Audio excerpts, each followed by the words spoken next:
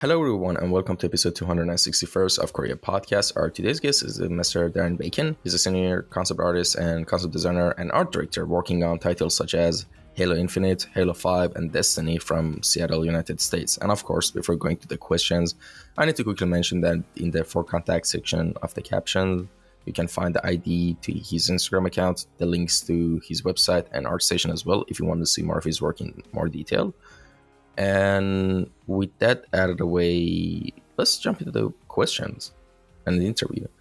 How are we doing today? Good. Yeah, doing great. Thank you for having me. My pleasure. And well, the thing is, usually when I usually start off the podcast, with this opening question for everyone, which is give us a little introduction on how we got into the world of visual arts and design. Basically, tell us your backstory of, what led you to choose the path of art, basically. Yeah, I can take it way back. Like the easiest way to describe it was my parents, like my family, worked in aerospace, and as a result, like they sort of thought that a good job would be one that you could be like a union job because they were all like union workers, and so the closest like analog that was sort of out there was like the automotive industry. And so I was really keen on studying like automotive design. And so I studied industrial design and automotive design and ended up at Art Center, which is a school in California. That had an automotive program and an industrial design program. And so I started there down the path of industrial design. And that was sort of the goal was to eventually, roll into some sort of ultimately some career in that down that path.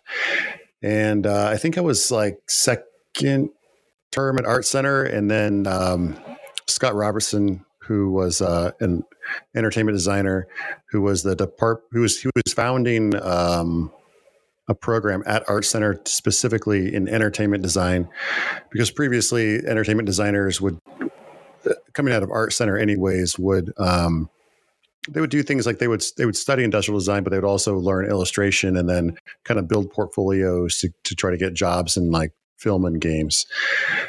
And that really appealed to me, being a gamer and obviously like loving movies and stuff. So I sort of like shifted my plan that way. So I kind of, got into the industrial design route and then veered track into entertainment design specifically to work on games. And I think I ended up getting, I did that for a bit, like in school, and then got an internship at a game studio in Seattle. And so I actually took a break from Art Center, came up to Seattle and did like a internship over the summer. And that was how it got going. Awesome, man. And actually a lot of like artists from your generation in America, especially, started off from Art Center. That's actually kind of interesting. And that place has a lot of stories. And well, you kind of explained, how you got into like, like the story of basically how you got into your branch of design right now. But what I want to know is, all right, then when you got internship and you started working at the game company, how has the journey been since then? Like, your experience, working as a concept artist, concept designer, and and what are some of your memorable moments, from your career till now? Yeah, I mean, I'd say like, overall it's been good. Can't complain. From an early, like kind of early on, I started to, I was picky, in the sense that I was trying to like find jobs to go work on projects for, people that I really admired and respected. So, I ended up working at Bungie. Like the funny story about working at Bungie was, my cat Oh, no worries. There he The is. kitty needs attention. I know. Come on, man. So like I started working at at Bungie because like I've been bothering them for like years and years and years. Being because when Halo came out was 2001. I was like a senior in high school when that came out, so it was like just really impactful for me as a kid.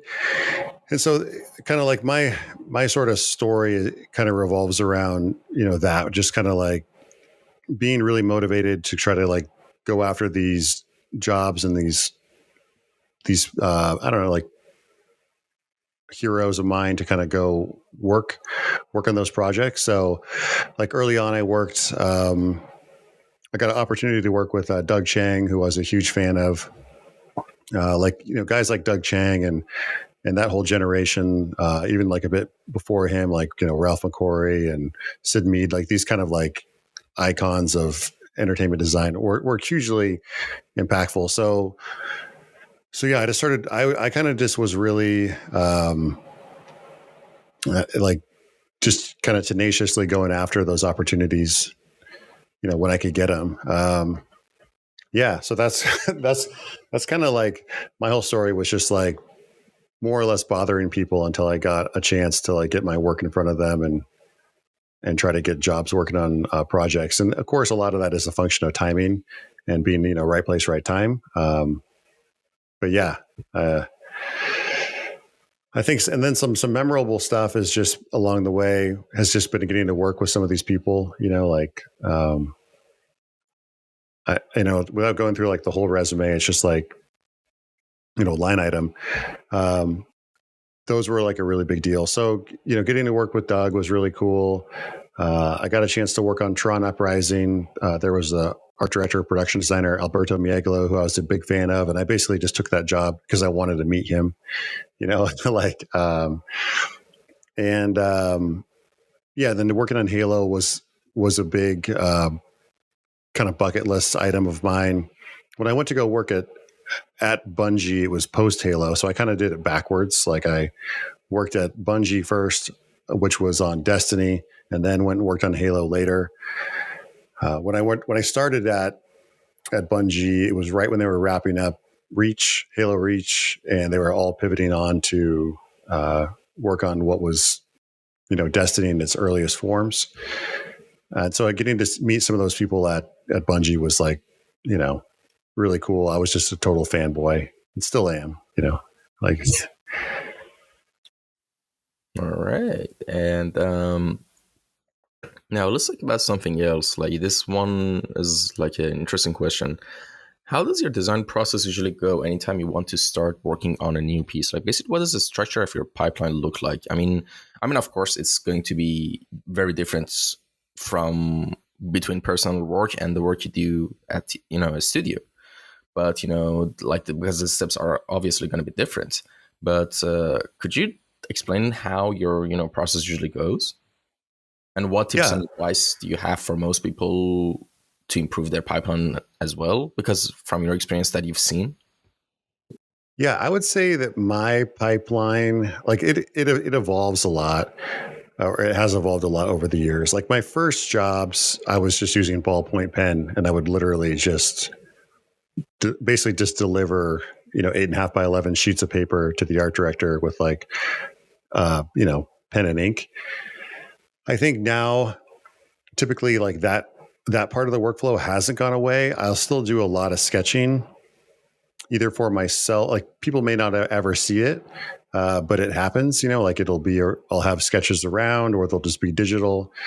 And then I typically, try to like get that in front of like the right stakeholders, and then try to get some traction there and some buy-in. I feel like so much of what concept design is, especially in games, it's very collaborative, and so much of what it is it's about like just visual communication, and like that old saying, like a picture's worth 1,000 words, so it's typically working with, like on the game side, it's you'll have like a game designer, creative director.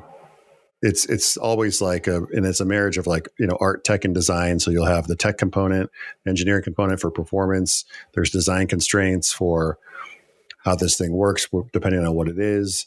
Then you have to factor in animation, and all those sorts of things. So anyways, all that to say, like typically try to get something visual that we can all look at and talk about, and then sort of build a consensus on a direction, and then I'll take it further. I think like sometimes the balancing act for me is what I've noticed is that if you present something that's very polished, it can sometimes be easier to get people to like believe in it or like buy in, versus like if I just like hand them a sketch, then people are kind of like, I don't know, right? Because it's just like not completely visualized for them. It also depends on the people you're working with. Like if people are not very, if they can't put on their dev goggles and kind of squint their eyes and imagine it.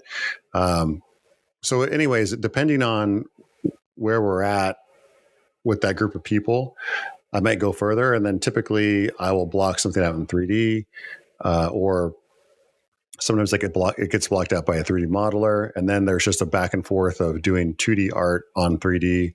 Again, kind of trying to like thread that needle of getting consensus with all the stakeholders to make sure that it's going the right direction.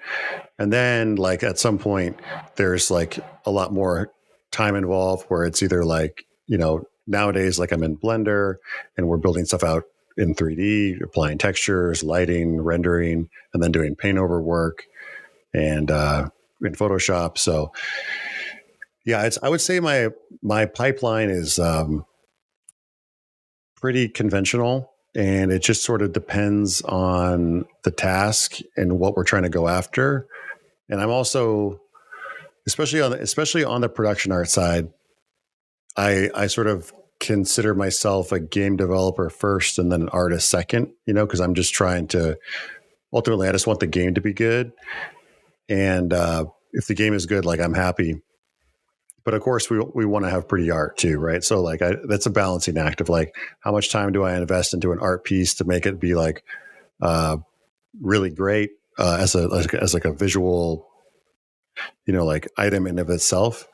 But again, like I almost feel like creating really compelling art, the main purpose of it in a production setting is to like get people excited. Because if it's like, say for example, if it's an environment art piece and it's like just beautifully solved, and I'm doing a lot of like, just like problem solving for architecture or terrain or whatever, the more resolved it is, like the more excited the next person is on the pipeline. They're like, oh man, this is sick. I have, I could do this. And then they typically bring their own ideas and make it even better. You know what I mean?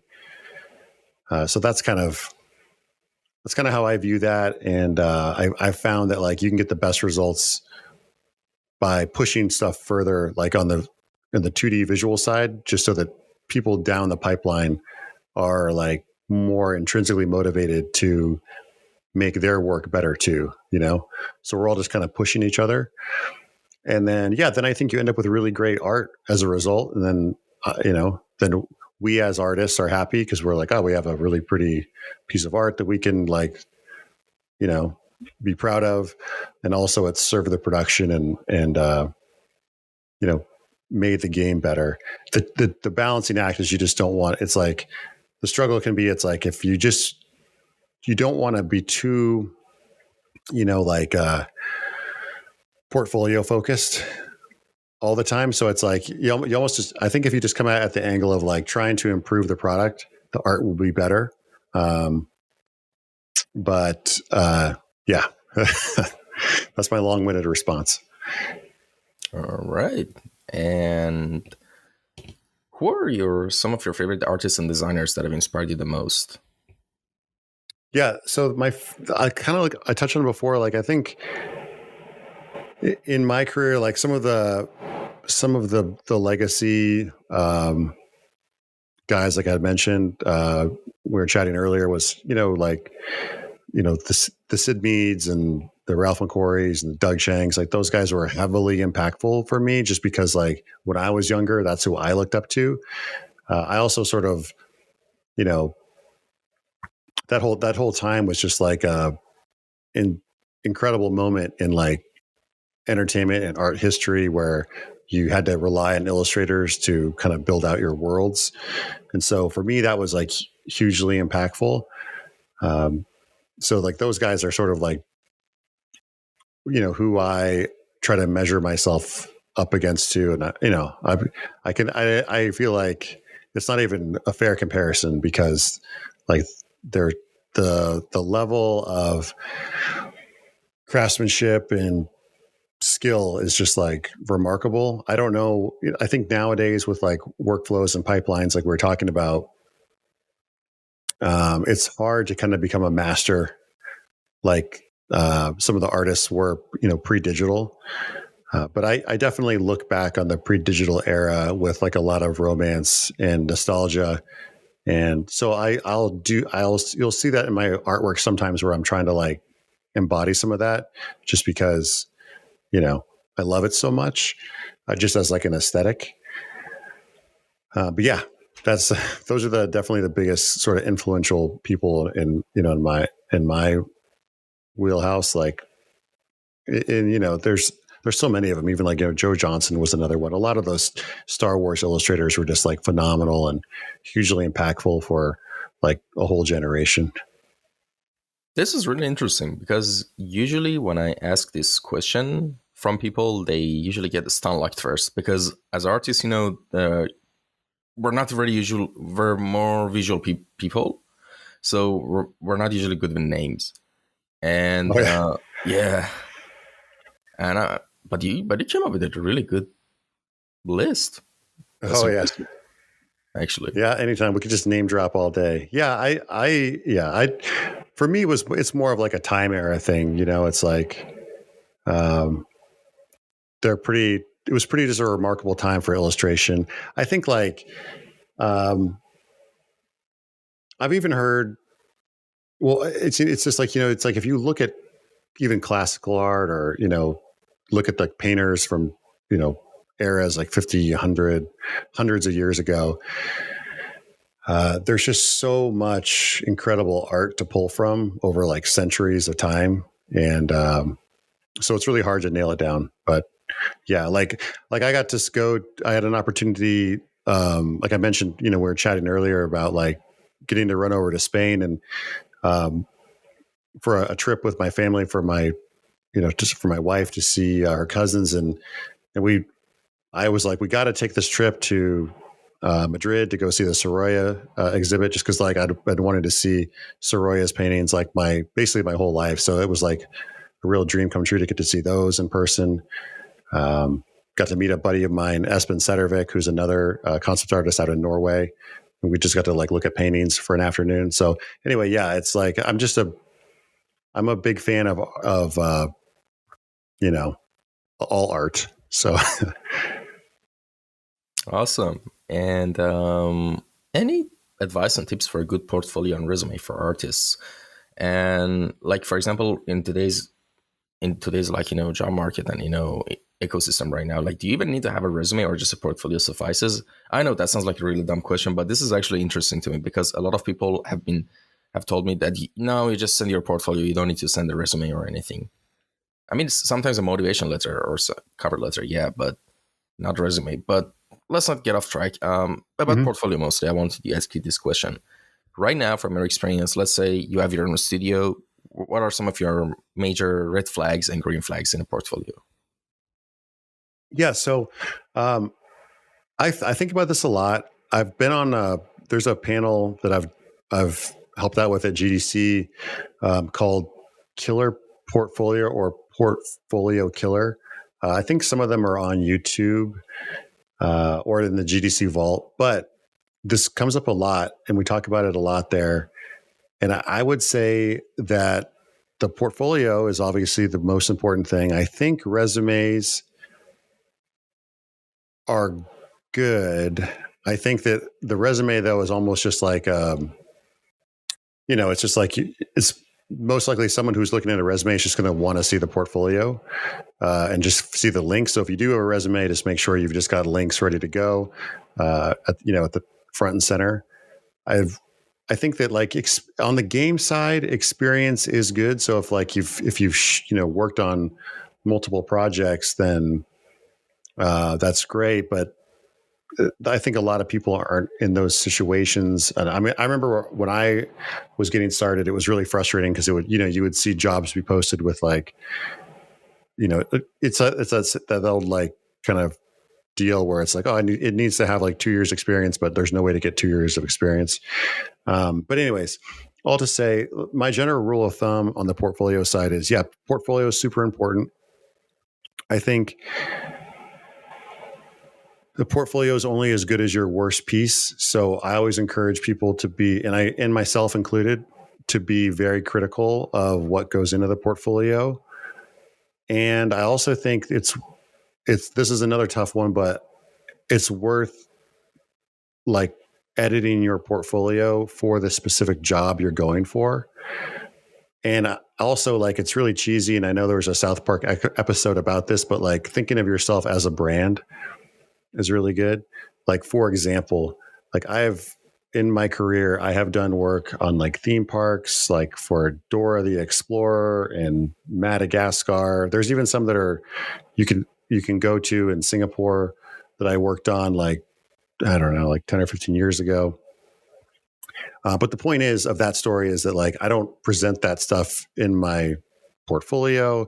I don't present it in my resume. You know what I mean? Like I try to keep my online presence as edited into like, first person shooter sci-fi guy as much as I can. You know what I mean? And like just try to keep it very consistent. And I just rely, like I said, just like less is more. Like I have gigs of work that I could post on there, but I just try to keep it as minimal as possible and just kind of like representing like what I want, kind of stuff I want to be working on anyways. And so that's what I advise people to do as well. I think where that gets tricky, obviously, is when you're just getting started. Because if I talk to somebody who's like, oh, I really want to work on, The Last of Us, or I want to go work at Naughty Dog, then I typically would say like, oh yeah, build a Naughty Dog portfolio. But obviously that's a huge task, So I think you have to just kind of move towards that over time, where you just kind of build out your portfolio one piece at a time, regardless if it's concept art or 3D modeling or whatever, right? It's just like little by little over time, veering your portfolio that way or the direction that you want to go as an artist. And so that's typically, what I advise there. All right. And stay tuned, folks. We're going on a little short break, and we'll be right back, with the general art chat and some, questions about, mech design. And yeah, so we'll be right back. All right, folks, we're back, and there was some, technical difficulties we had to fix quickly. And by technical difficulties, I mean my finger slipping on airplane mode, but that's not an issue anymore. And all right, we're back. So as the conversation was going, I was going to ask some really interesting question about mech design and industrial design, since you have quite a few years of experience on it, if I'm not wrong. And my first question is, which is something that's I kind of think about a lot in fiction. What is your opinion on like what is your mindset when you're trying to like design a mech or an industrial piece or a robot or just any like thing like that? Like, do you really are you just one of those people who function really matters to them, that everything has to make sense? But there are some people who make and their design is just like, if it looks cool, that's fine, I'll make it function up for it later. Are you function first and design later, or design first, function later? That's a really good question, and I want to know, how do you handle that challenge?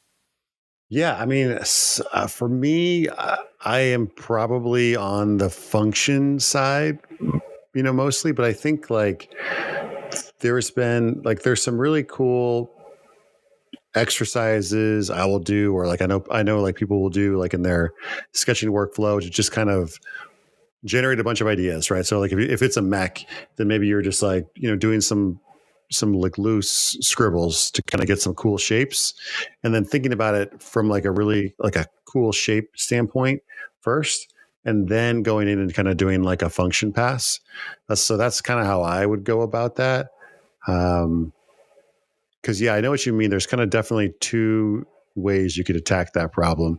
It probably depends too on the use case. Like if you're working on like a James Cameron movie and it's going to have to work, on screen and not have any clipping or anything like that. But yeah, as far as like just generating cool art, I think that it matters, but not that much. And I like one of the remember there was I think like the reason why like aircraft look so cool is in general. Like if you look at like a fighter jet or something, like they're so compelling just because they just kind of like they look like they it's like it's kind of believable how they work. Obviously, like real objects obviously are believable because they work. So it's like trying to like instill that into your art is something that I'll be thinking about a lot. Like how can I make it, if it's like, in the jet analogy, like how do you make it look like it could actually function, like just have enough surface area on the wings, or is the engines big enough, that sort of thing. Just kind of like, again, in that analogy, like if it looks right, it would fly right. So, but on the mech side, it's like kind of the same deal, right? Where if it looks functional, to the viewer, like that's all you really have to do. It's like, so you can indicate a lot of stuff in there.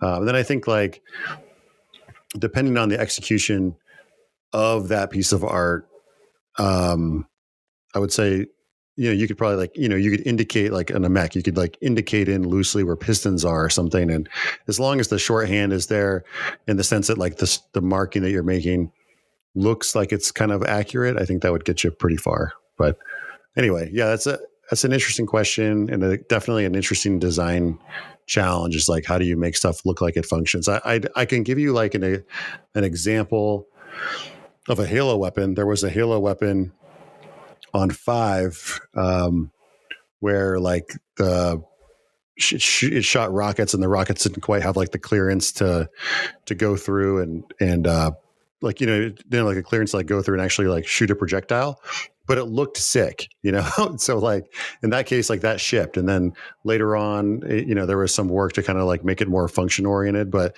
you'll see that a lot in game weapons. And not even like other games, like I'll see weapons sometimes where it's like, you'll look at it from a silhouette point of view and you're like, that is awesome. But then when you take a closer look at it, you're like, there's no way that like a projectile could like move out of that thing. So it is pretty common to see in art pieces like that, like where, the cool factor is, more important than like the functional approach. So it kind of depends on the property, All right. Now, where do you put, by the way, are you familiar with Metal Gear Solid franchise? Yeah. All right. Have you played or watched the Phantom Pain one, the 5th installment of the game? Yeah, I think, yeah. I think I've seen it. Yeah, I haven't played it. All right. So have you seen the mech? The main Metal Gear in the game is Sahelanthropus, which this huge bipedal.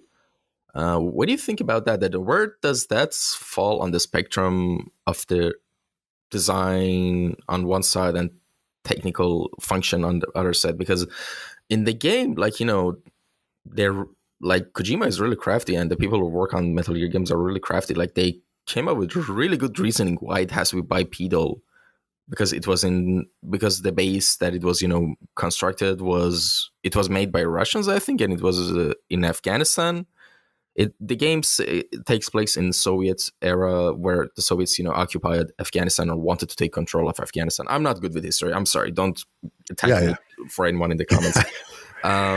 But yeah, and that's because it was so mountainous. It didn't make sense to make it like a tank kind of wheels. So they made it bipedal, so it can just start roam around the terrain much easier. And so they kind of basically made it in the Gundam.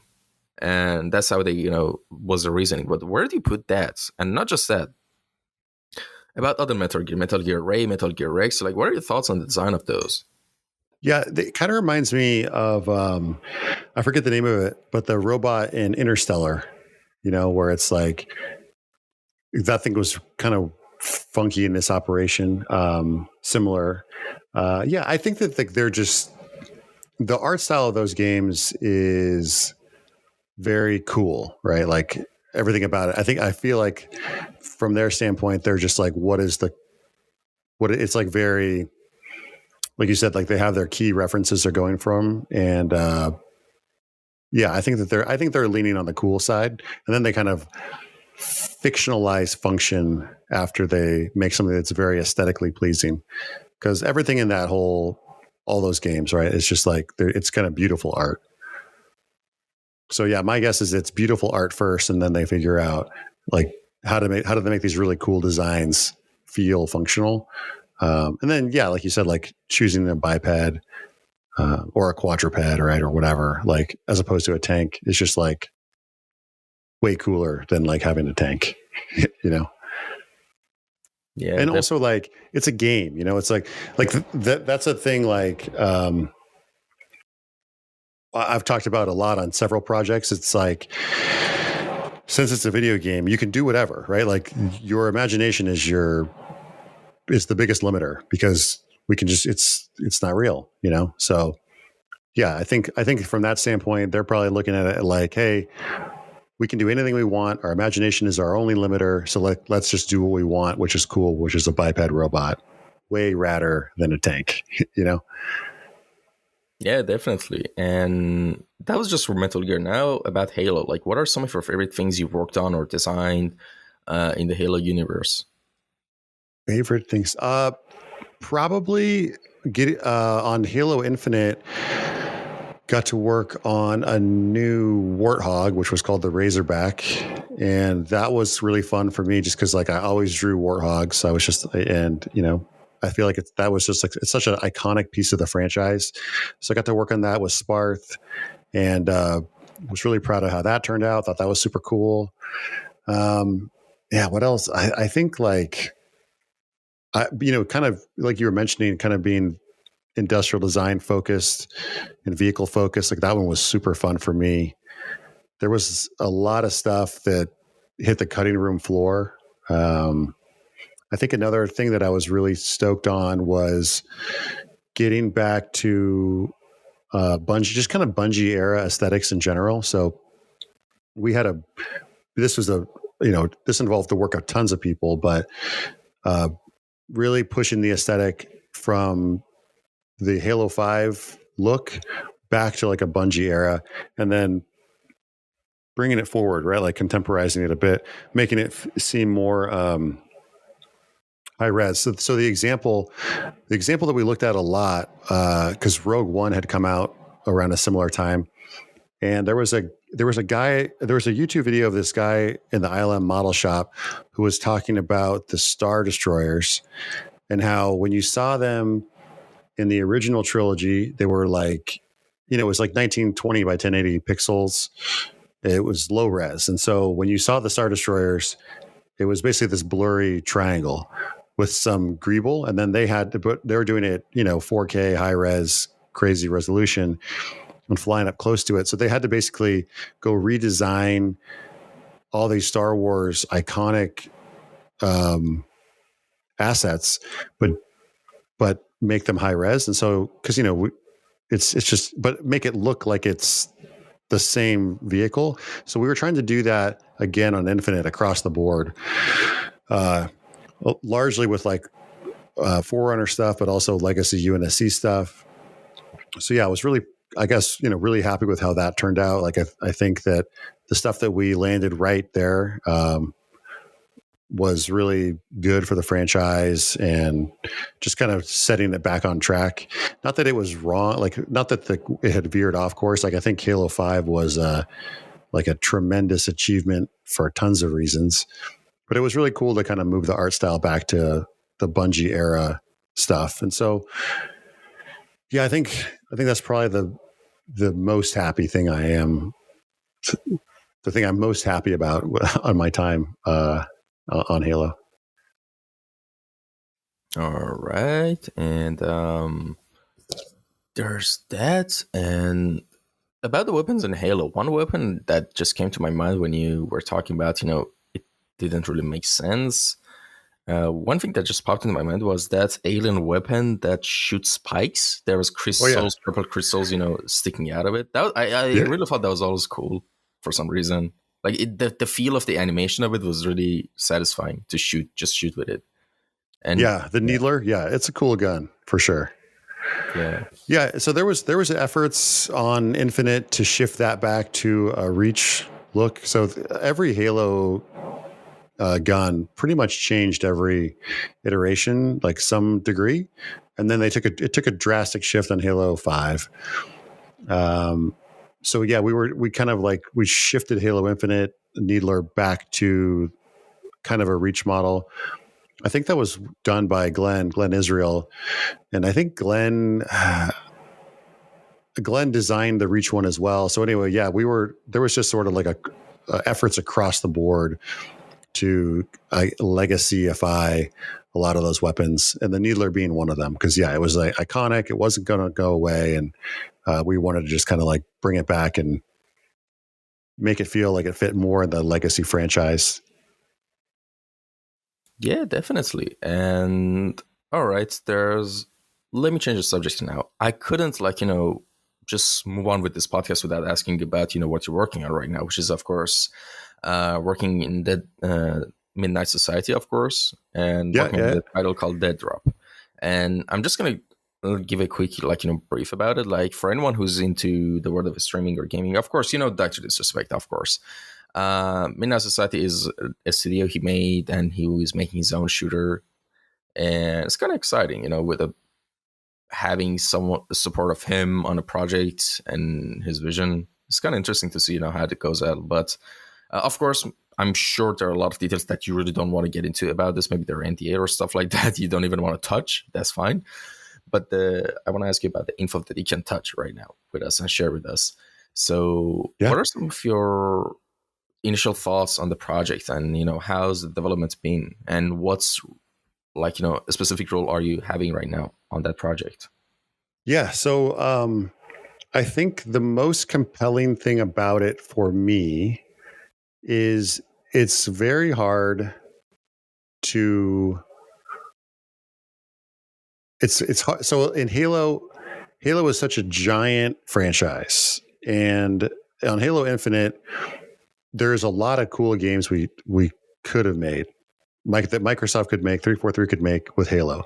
There's just endless possibilities. Like the universe is huge, but Halo is essentially, I mean, you have to have I think that the feeling is you have to have a campaign essentially to sell Xboxes, right? Because you have to put Master Chief on the Xbox, and it's almost like a marketing piece. And so a campaign is a key component of that. And so from like a strategy perspective from the business, like I get it.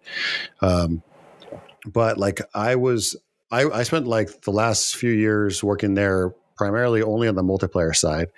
And yeah, it's like making a cool multiplayer game is something that I was like really keen to do. And it's kind of hard to do that with Halo because there's so many different modes that people love. The quote box product should have so many different modes embedded in them, right? Like you need to have a conventional arena shooter. You could do firefight. It's been done before. There's obviously Forge. So anyway, it's just like it's like these massive pillars of games that you got to ship along the way. But it would be really cool to make. It would be cool to make a game like Dead Drop in the Halo universe. You could, at least that mode. But it'd be really hard to get funding for it or approvals, right? Because like the core company is focused on creating the Master Chief story for the Xbox box, for marketing.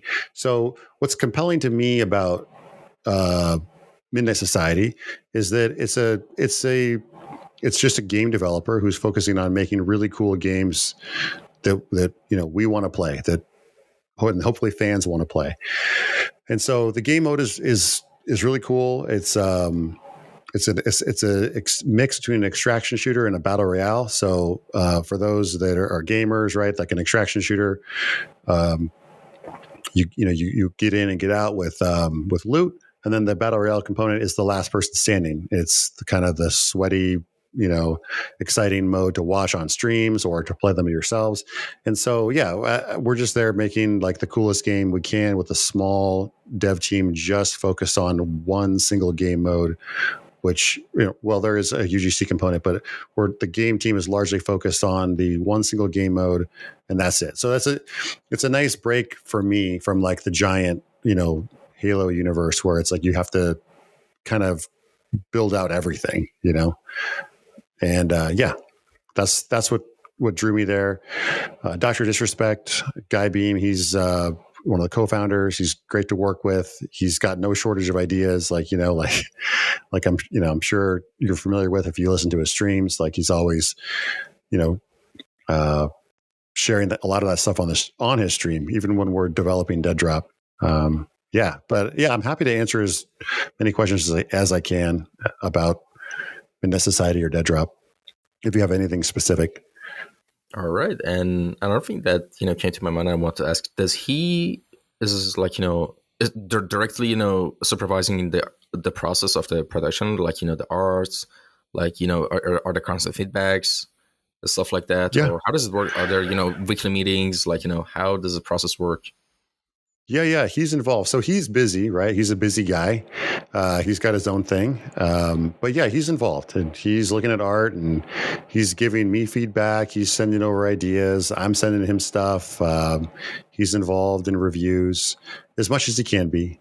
The game team is, we're just chugging away, making a video game, and he's checking in and providing as much insight and guidance as he can along the way. And we're getting play tests up and having team play tests, and he'll be in there sniping you. So that's kind of what it's like on like a day-to-day there. Yeah, and so it's an extraction shooter. Interesting. You see, one thing that I really like about this idea is that it's kind of, because right now every FPS games mostly that you play with your friends, I feel like maybe it's just me, maybe it's just the fact that all the game modes are getting kind of in a monotone in terms of excitement. Like for example, battle royals. All right, you drop in. Oh, there's someone that's dropping in. Go get loot. That, and boom, you're dead. Or for example, you go on for another 50 minutes, and whatever, you're dead again, or you win. I don't know. But the excitement level, the basically the curve of the excitement, if you can graph it, like it's just kind of predictable every game to me at this point. Yeah. But for example, because I was really thinking about this, I really like multiplayer games that when for example, games like Phasmophobia or Lethal Company, I don't know if you played those, but the excitement, the suddenness, the surprise is what keeps you on your toes and just makes it much more fun and just hilarious when something really bad happens or not just hilarious, I mean just something interesting happens, something exciting happens. For extraction shooter, in this scenario, I think it would be kind of interesting, formula, because if the missions are challenging enough that you actually have to constantly communicate with your friends, constantly give info, if there's a need for that, then I think it would be kind of like an intense, nice experience. Then there's something there that's it could be made into something really cool. So I'm kind of really excited to see what it becomes. Yeah. I mean, kind of like what you said, like if you're graphing like excitement or like dopamine levels when you're playing the game, the thing, like the needle that we're trying to thread is like, you can get in and get out. You can go do a mission or whatever and get XP that way or get loot that way and try to, get in and get out of the map. Prior to the end of the round. So it's round based, kind of like a battle royale, or you can stay in, you can choose to not extract, and then the last person standing wins the dead drop.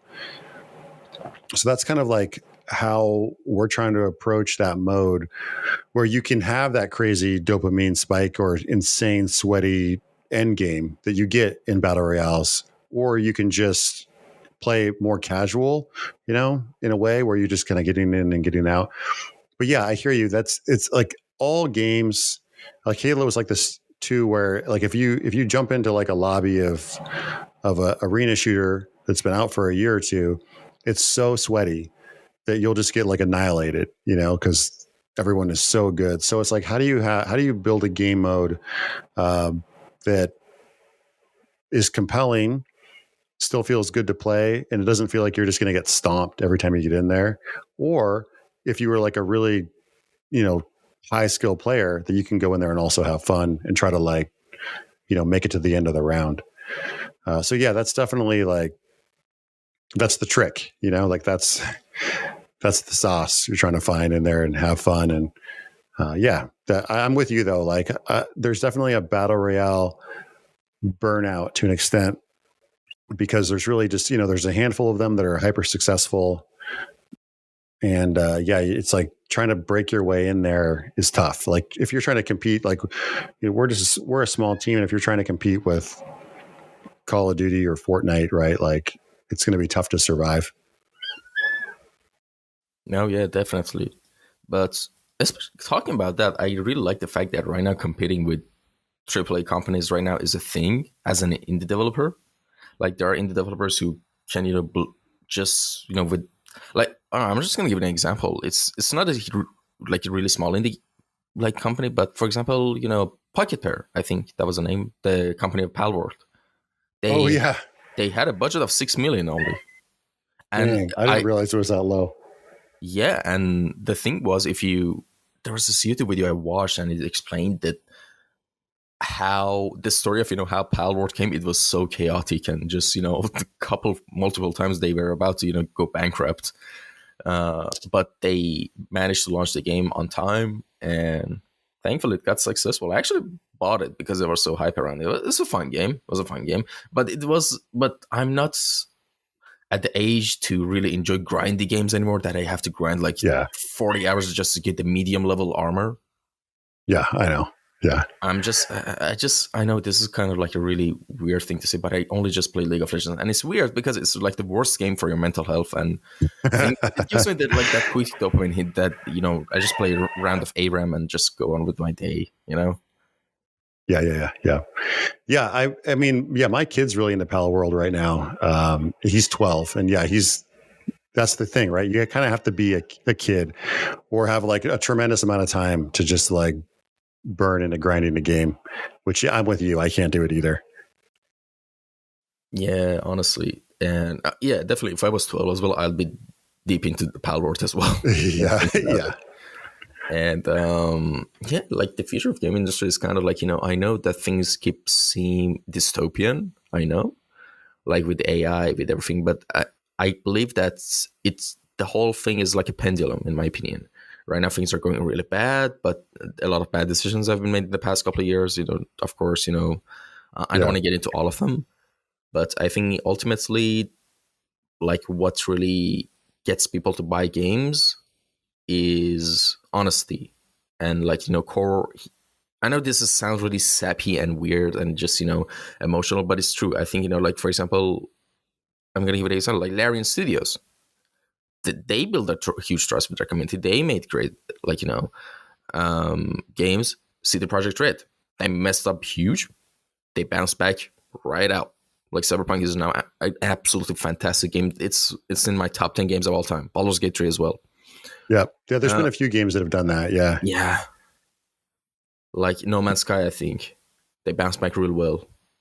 Yeah, the one that always comes to mind for me is Sea of Thieves, just because it launched and was just it was just kind of flat because there wasn't a lot of content there. But then after a year, they were able to like generate a bunch of content and bring back players.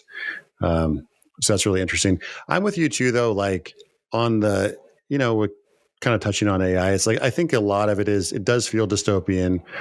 It does feel bad. Probably will be long term. I think that there is an optimistic approach, or a lens you could view it through. Like we were saying, like small teams competing with AAA companies. Like there will probably be a time when, we'll see like a team of 3 people make a game that's competing in some AAA scale,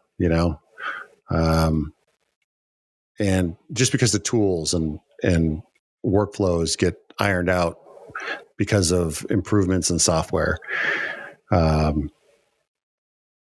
So I would imagine for a time it could be good, right? Like, but yeah, I mean, because that's kind of like what we're trying to do that in a way. Like we're a small team attempting to be, attempting to like hit into those kind of markets, and it's tough, right? Because it's like a lot of times, like today, I spent my day today like making spreadsheets for assets. It's like for a lot, and there's a lot of them, and a lot of times, like it's just like if you're trying to compete with somebody on a content wars, like it's pretty much impossible.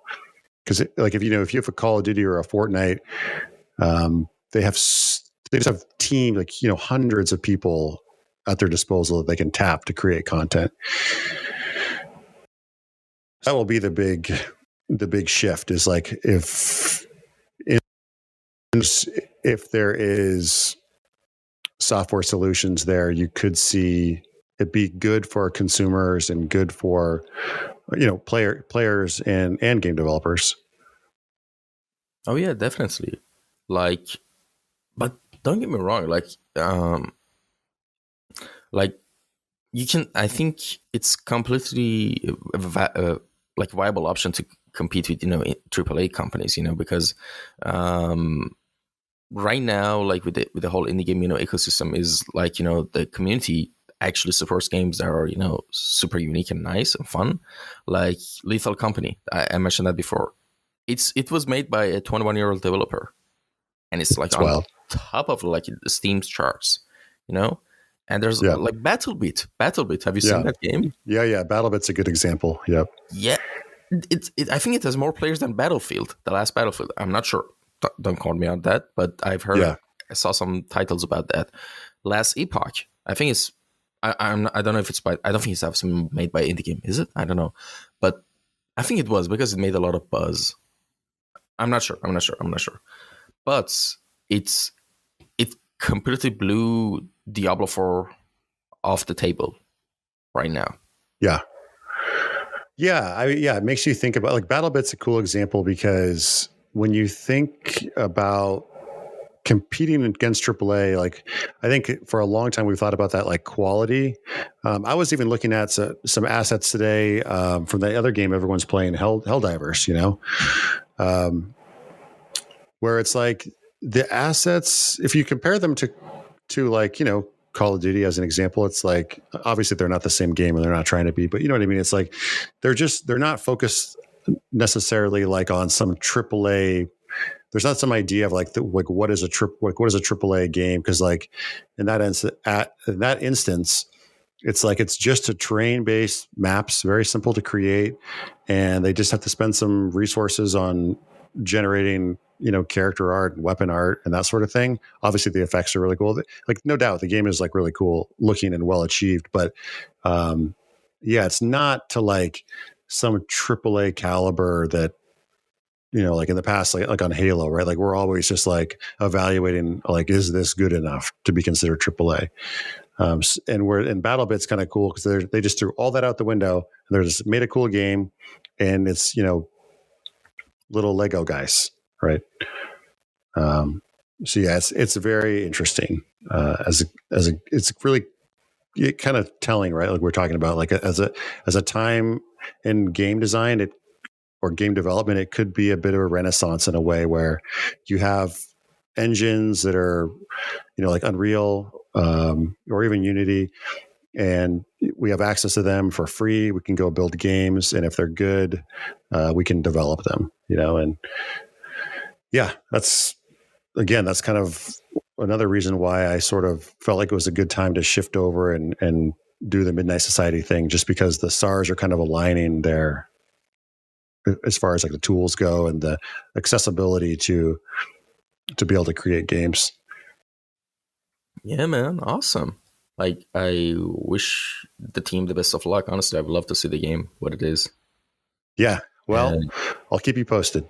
Awesome. I'll definitely share it around. Yeah.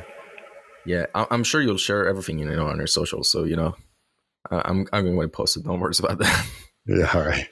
And all right. So let's actually we've talked about art so much, this past 50 minutes, an hour. So let me just ask you something kind of like, non-art related. What other non-art related, hobbies or interests you have that you want to explore and learn in the future, or what other aspirations or goals you have that are completely outside of art, if that makes sense? Yeah, I mean, what I find, I'm sure a lot of people are like this, or a lot of creatives for sure. Like, I'll go through kind of ebbs and flows, being like, really interested in art, drawing, digital art, and then I'll drift off and like take a break period and do some other stuff. So like, I don't know, like a year or two ago, like I took like a welding class. Like I thought that'd be kind of cool. I tried to do stuff like that. I don't have a ton of time being so involved in this game right now. So like most of the time I'm just working on Dead Drop. I do have like young kids, like I mentioned, like the 12-year-old, and so I'm real involved in like the kids and the kids sports. If I'm not at my desk doing Dead Drop stuff, I'm usually driving a kid to a practice or something like that. So that takes up most of my time. But yeah, I still try to find time to do personal art. I just don't do a ton of it just because like I'm sort of like maxed out 110% on Dead Drop, and will probably be that way for, quite a few months or potentially longer, right? Like years. Like it's it's a lot. It's a lot to try to stand up a company in a game.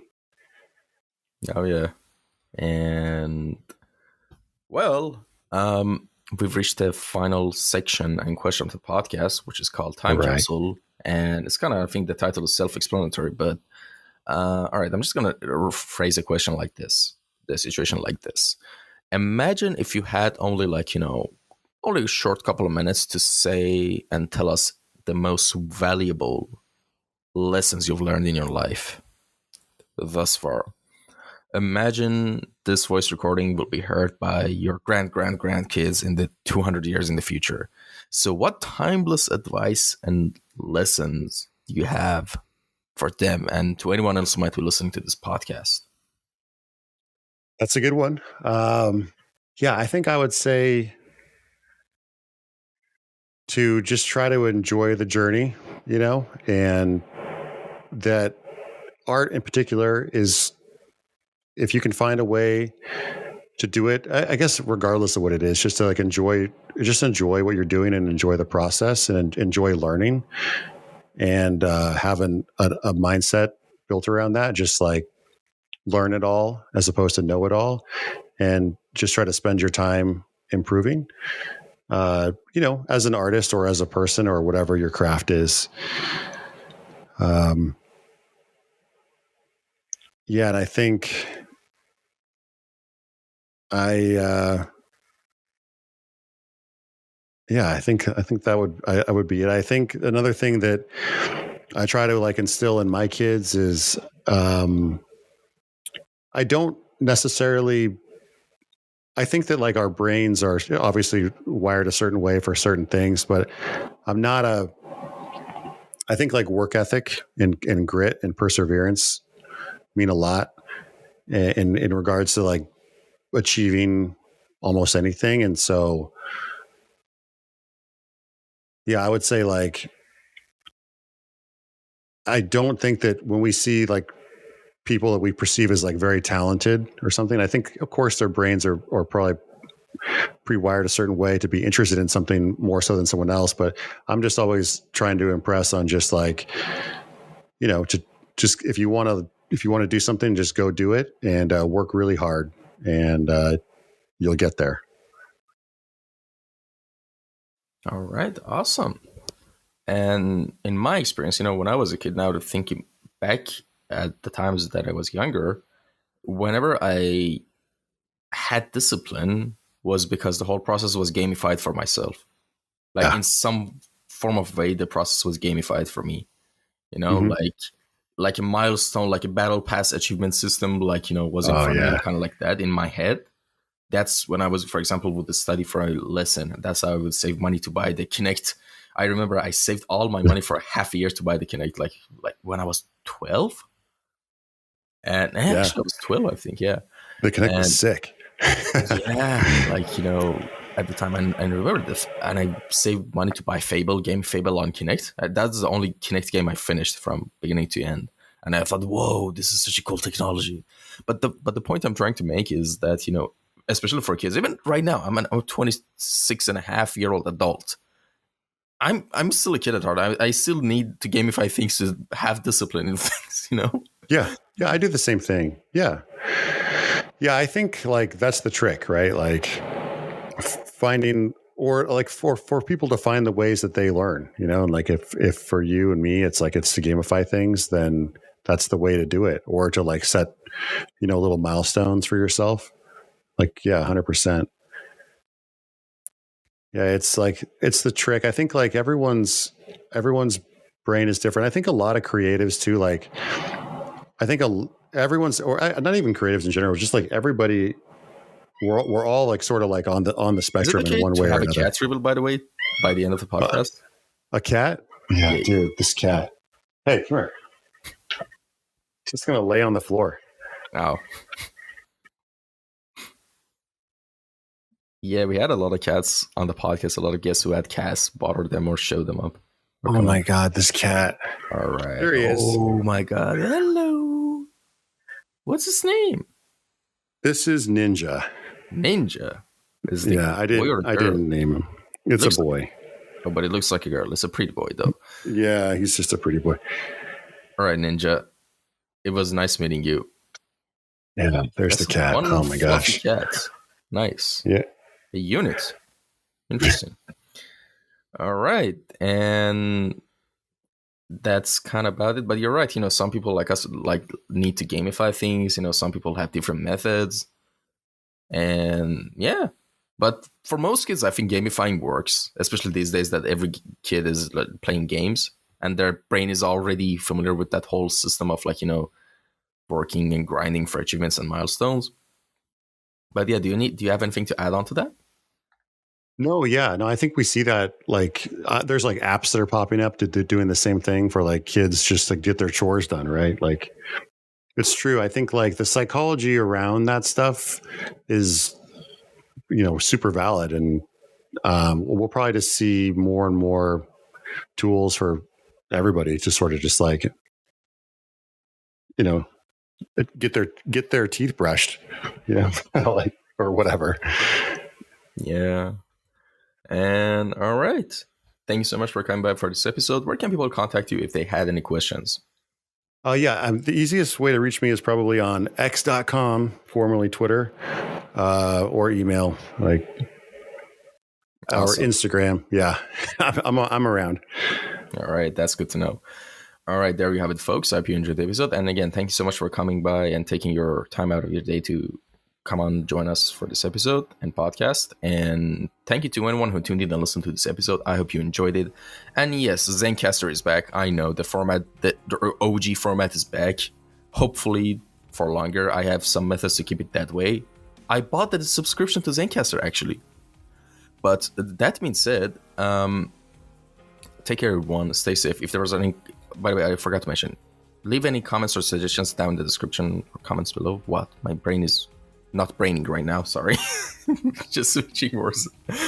Leave them in the description below. God damn, no, I meant comments. But you get the point. Take care everyone, stay safe. Till next time.